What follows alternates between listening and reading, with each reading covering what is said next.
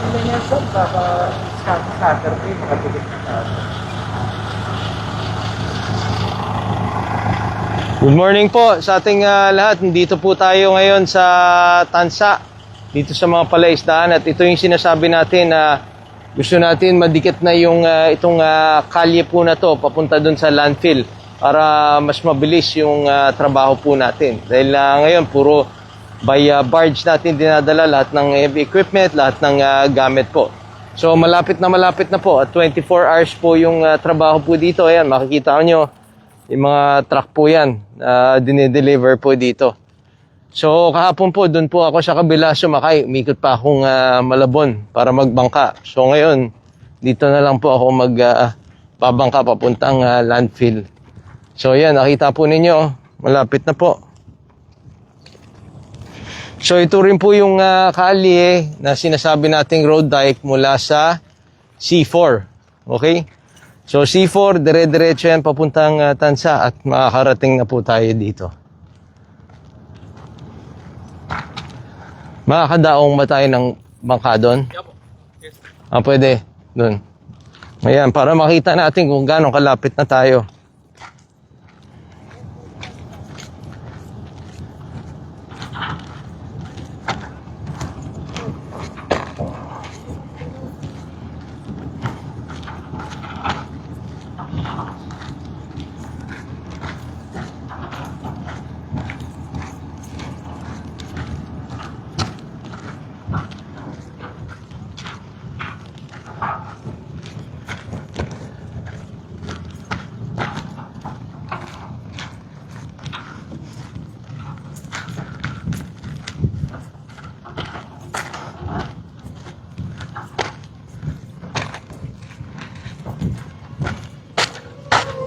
Ayan na po.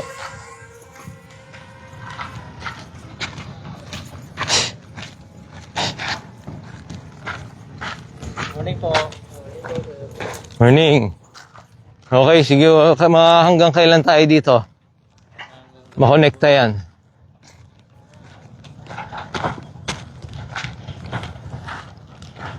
Ayan na po. Ang lapit na po natin. Okay. So siguro hanggang linggo o baka bukas makakadikit na tayo. Tapos mas maraming at saka mabilis yung magagawa nating action. Okay, so punta lang po tayo sa landfill. Tingnan natin kung ano pong nangyari na doon. Kasi alam kong tatambak na ng soil para mabawasan yung mga usok po na yan at apoy. Okay, report na lang po tayo. Mag-update na lang po tayo. Ingat po. Ito na yung bangka.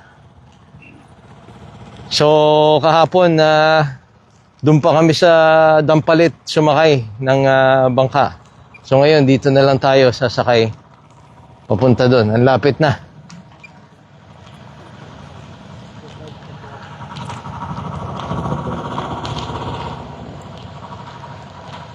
Okay, update na lang po tayo. Sana mag-mask pa rin po tayo. Medyo tumaas po yung isa quality ng hangin po natin, medyo tumaas po yung level. So, mas maganda maka-mask po tayo. Okay? Kaya nga pina-prioritize natin, syempre na masug po yung usok, tsaka yung apoy po dyan.